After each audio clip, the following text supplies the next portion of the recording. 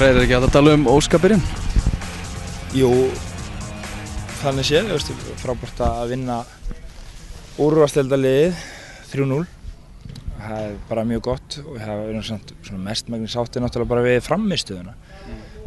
Hvað við vorum að gera á vellinum, bæði sóknarlega og varnarlega, svona á löngum köflum. Þetta komu nokkri slæmi kaflar. Ég held að það sé nokkuð eðlilegt á þessum tíma.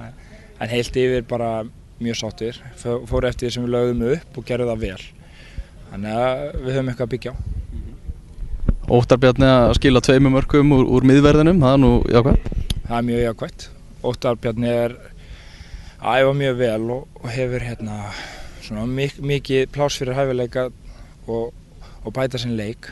Þráttur að vera hörkuleikmaður, ég ekki að segja það. Og mjög gott og gaman fyrir hann að skora 2 mörk hérna, en ég hef líka að hrósa félögunum hans fyrir mjög góða þjónustu og var frábærlega útvært í bæði skiptin og virkilega góð tæming eins og sérfræðingarnir segja hjá Óttari og klára að færi vel. Ánægður með nýju leikmennina? Já, ég mjög ánægður með nýju leikmennina, ég get ekki sagt neitt annað. Ég var ánægður með alla leikmennina sem spiluðu í dag en það er gott að sjá nýja leikmenn koma svona sterka inn. Þeir eru náttúrulega búin að vera að vinna markvisst í því að komast sem mest inn í hópinn og kynnast félaginu og allt það. Þannig að Egill og Óttar virkuðu flottir saman, náðu vel saman, það skiptir okkur náttúrulega miklu máli.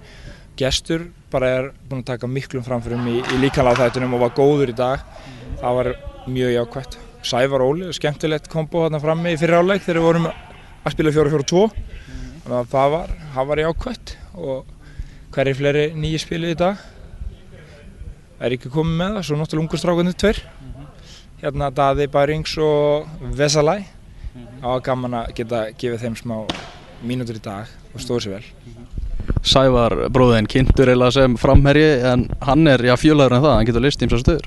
Já, og það er svona gott fyrir okkur að hann getur spilað frammi og hefur spilað marga leiki á kantinum líka og svo hefur hann leyst hægri bakvörð. Gerði það með sóma allavega 1 tímabil með afturhaldingu eða 2. Þannig að það er gott fyrir okkur að geta hent honum svolítið völlinn. En svona eins og staðan í dag nýtist hann okkur mest sem sender og bara að gera það vel. Og þetta er smá athygli að Ólir Hannar var með fyrirliðabandi í leiknum í kvöld. Hver er hugsunin bak við það? Óli er bara mikill leiðtogi í hópnum hérna og góður og mikill leiknismæður.